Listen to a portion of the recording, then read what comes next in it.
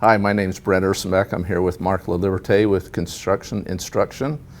We're going to talk about energy efficiency in buildings today. Mark, how are you? Welcome. Doing great, thank you. And how are you? I'm doing well, thank you. First subject, can we build a house too tight?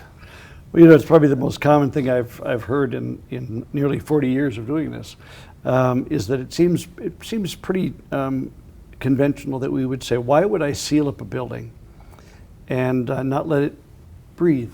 That's why it's a funny term. You know, houses don't really breathe. Air moves in and out of them, but a house doesn't really breathe unless it has a forced element on it, right? Something's got to drive that. And so what we really learned is that houses have to be built tight so I can control them. And control is what we expect for ourselves to be able to do. I want to make sure I have the right amount of fresh air for my family, the right amount of heating, the right amount of cooling, and the right amount of filtration. So if that's the ideal condition of my environment, then I have to build a tight house to do that. And I can't make a leaky house function that way. It's kind of like being in your car, driving down the road, and you're trying to stay comfortable and talk on the phone with the windows down, and it's a cold day. Nothing is going to satisfy that expectation. And even rolling up the windows, we know the difference between tight windows and ones that are whistling. So the idea is that tight is the only option to give us control. Lastly, tight gives us control of energy and the cost of energy, because now we can say how much we put in and how much we need to take out in a cooling mode. Oh, okay, thank you. So if I'm understanding that correctly, we want to build it tight and control the amount of air moving in and out. And if my recollection is correct, people that say, oh, we're building a house too tight, is they want to rely on infiltration or leakage. Correct. To maintain air quality. Right. You know, the human body breathes about 9,000 liters of air a day. So that's my normal respiration cycle. Now, if I want to find a way to get that, I might as well open the window and make sure that I'm getting a good breath of fresh air. What's in the house is all the retainage of carpet smells, pets, all the things, cooking odors, lifestyle. That's all going to stay within that building. So what I want to do is to provide ventilation then as a component to removing stale air and bringing in fresh air. But imagine if a house was leaking naturally. I don't know where it's coming from. So let's say some of it leaks in out of the garage. Some comes in from a basement with some moldy radon, whatever it could possibly be. Some comes out of the attic with insulation in it, or maybe excess heat. None of those things are control. I don't want those. So if I was going to control a building, I'd say build it tight. And that's to make sure water doesn't get in from the outside, and that energy controlled flow is what I'm shooting for. So now I've got a healthier, safer building, so I know what's going on inside. I'm able to add or subtract based on my physiological needs and set up systems that give me easy control. Now that sounds like too much to do that, but it's actually very straightforward. Otherwise, I wait for a windy day to ventilate, a cold day to ventilate, which aren't the days that I want to ventilate at all. Okay, so we build this tight house. We control where we're bringing fresh air in. We don't have it just moving in and out of the wall and giving us fresh air around the perimeter of the house. Right. We're controlling it throughout the whole volume of the house. So how do we address the issues that are created when you build a tighter house? I mean, don't we have to face some issues that we did not have to face when a house just leaked a bunch and We felt so. It kind of seemed that way. It seemed that as long as we let the house sit by itself and air move around it, it must be okay. But the challenge was that we didn't know where that generated moisture goes. So from lifestyle, cooking and cleaning and breathing, respiration, all that stuff, dogs, animals, pets, all that moisture that accumulates in the air has to go somewhere.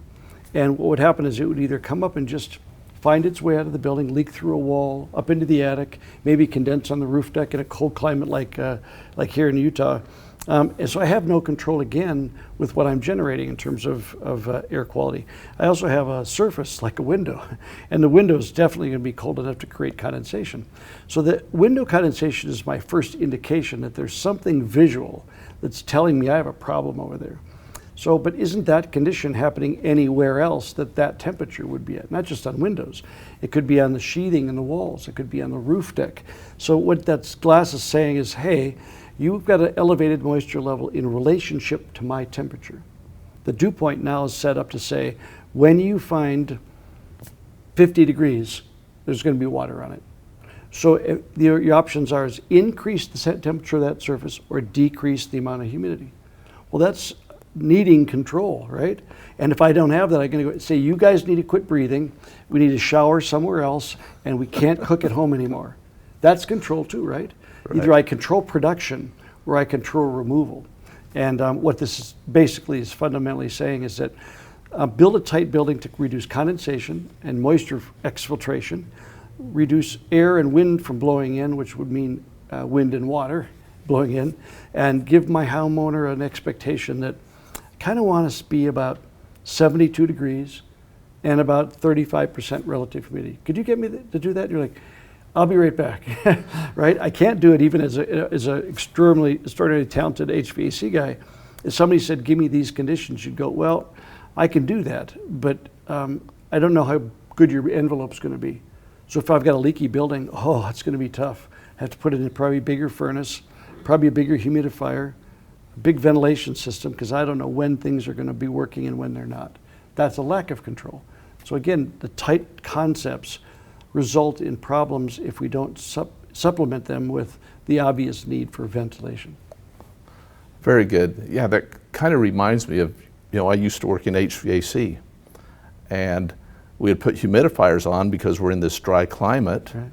and sometimes we couldn't keep up with the humidity demand. We'd have to put in steam humidifiers and Right. all these types of devices Exactly. because the house was leaky. Right, exactly. And if the house was real tight, we probably don't have to humidify at all because we're Lifestyle. generating it. Right. I mean, imagine if you've got a humidifier putting 3/4 of a gallon per hour in the air for humidification, you're having a hard time keeping up. The first question is, where did that go? Because I'm exfiltrating. I'm not consuming moisture, right? I'm creating it. Right. Dogs are creating it. Family and lifestyle and cooking is creating it. So if you took 3/4 of a gallon every hour and dumped it on the floor and said, I'll be back in an hour to dump some more on the floor, how does it disappear? And it has to either be exfiltrated out of the building or it has to be absorbed by other surfaces. And that's, again, not very much control. And it puts me at risk so that when it gets colder, the potential for that moisture to be driven to colder surfaces and last a while is more risky. So I'd rather have a really warm thermal enclosure and a ventilation system says the only moisture in my house that's generated by lifestyle or even a humidifier leaves through that 6-inch hole. And I'm going to take some of the heat out of it and maybe even remove some of the moisture, put that back in the air coming in so that I don't waste energy and I don't waste too much of the moisture. Because I don't mind recovering that if I could. Thereby comes a system called an energy recovery ventilator, which has been around for 40 years. Right. So that's not new technology. And if I could recover a little of that exfiltration of moisture, as you mentioned earlier, maybe I'd need less humidification because I'd start recapturing some of the production that me and my family are creating. Which leads us to what we've discovered is even in our dry climate, ERVs work better because we don't have to replace Moisture. all that moisture. That's right. And even though you have a dry summer, other markets that have more humid summers, I want to make sure that the air coming from outside, if you ever have, like I live in Arizona, and in August we have the monsoons, they come through, and we get an elevated relative humidity rise. And that's really difficult for air conditioners to keep up with in a climate like this that's not excessively hot. So if my air conditioner doesn't run long enough, I can't dehumidify. Okay. So the ERV in the summertime then can say, wait a minute, I'm going to reject some of that outside moisture and bring in the fresh air, condition it a little bit before I bring it in and it's hot, and deliver that to the house. So it's a pretty smart device that says, based on the conditions, cold or hot, conditioned and humidified, I can help balance that with a very low cost, simple system. And that's pretty critical that we look at houses and put those in every house to maintain good, healthy air quality. Very good. So as we talk about building tightness, the first thing that comes to mind is testing. Right. We're seeing blower door testing. The code wants you to blower door test everything. The state thinks in their infinite wisdom that they can change building science by legislation, which we all know doesn't work. Right. Please explain the value of that blower door testing and and why every home should be blower door tested. Yeah, I think that's a great question. You know, I recently did a little lecture for a group of architects, and I'd said to them, how many of you have been at a blower door test? And very few raised their hand, and I said, so how do you design a building to be purely aesthetically pleasing and in no way perform? And how do you validate performance? Can you imagine getting our cars and saying, how fast that stop 0 to 60? I don't know. Probably if it's close enough. And I think that our houses need a blower door test because what its function is to say that I'm going to depressurize the house with a fan. I used the first blower door in 1984.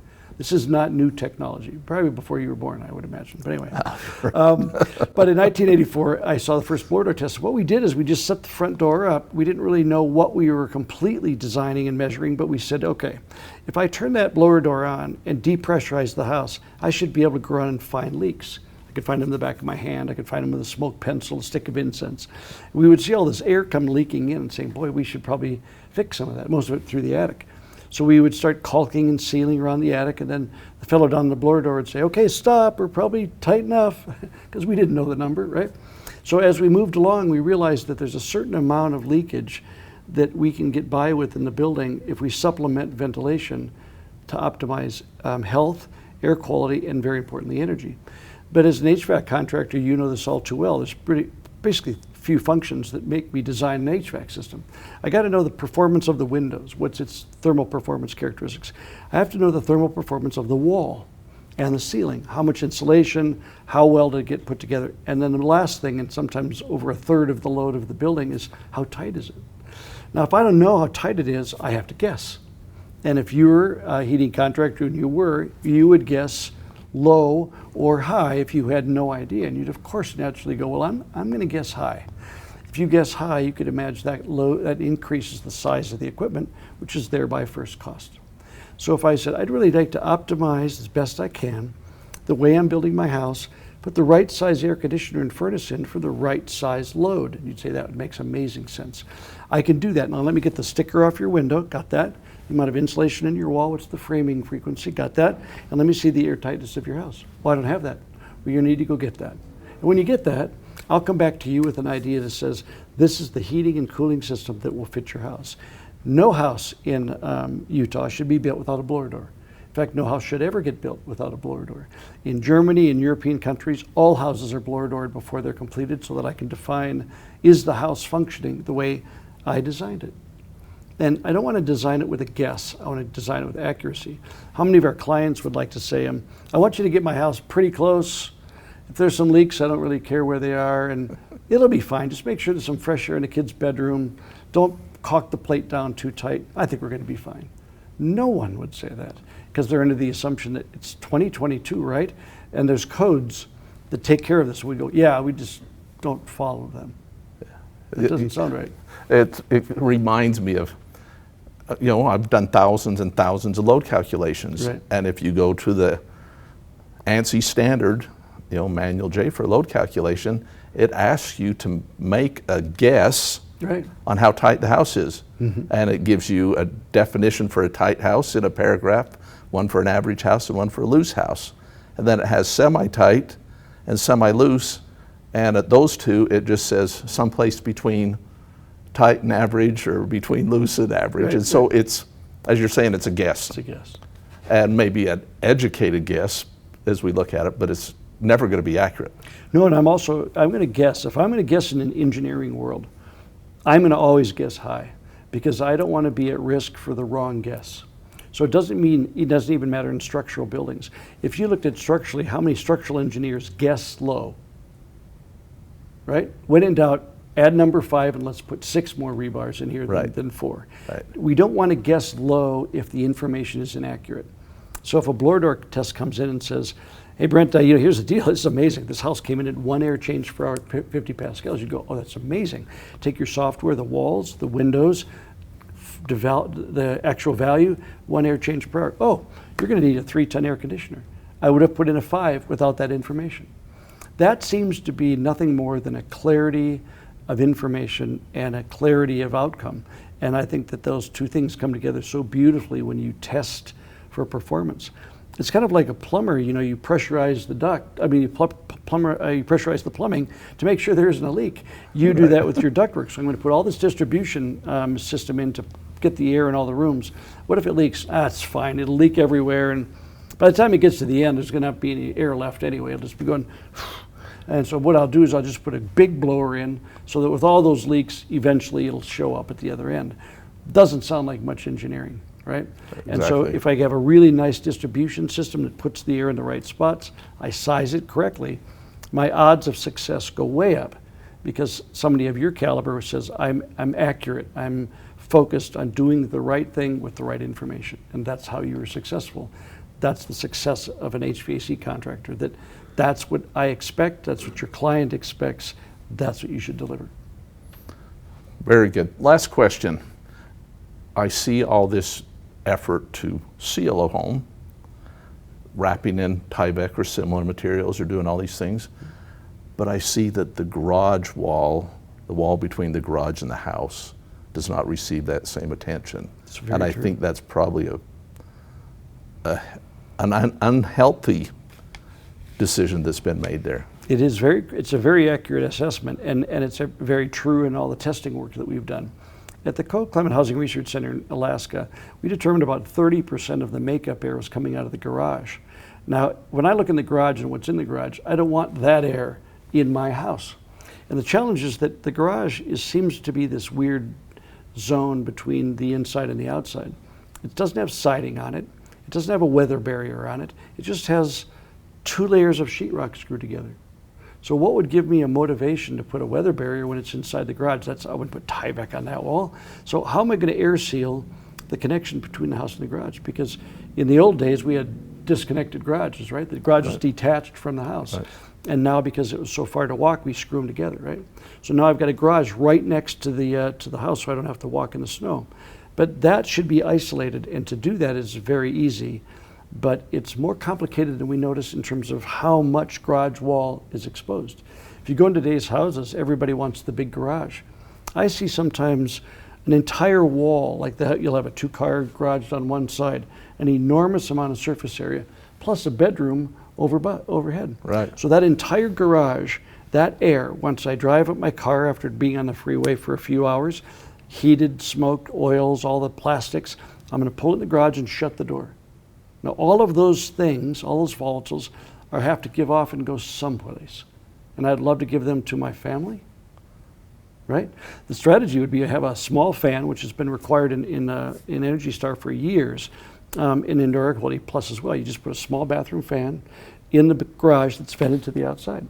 When the car comes in, the motion detector turns the fan on and gets rid of the pollutants. Otherwise, I'm opening the door, going back and forth, and bringing this into the house. If all that pollutant's in the house, now I've got to ventilate at a higher rate and filter at a higher rate to get rid of the pollutants from the garage. So when you look at the garage, you should say, I don't want that in here. And so it's really astute that you're looking at that strategy. What am I going to do? Could I put Tyvek on the wall of the garage, tack it up and tape it down and seal it up really good, then put drywall over it because it's extremely cheap, 25 cents a square foot is pretty cheap insurance, and put that on the wall and now go, all right, this is perfect. Or seal around the gaps with foam. Sometimes between the floors and the tuck under bedroom, I've got a duct hole that big for a duct this big. Well, all of that is part of my communication back and forth to the house. So look at the garage like it's an isolated room. Seal it as if it's an isolated room because it should be. And that way you'll change your view. You just got to look at it and go, that's a pretty big hole. Maybe I should seal it. And that's what comes down to just isolation and, again, control. Thank you. You're welcome.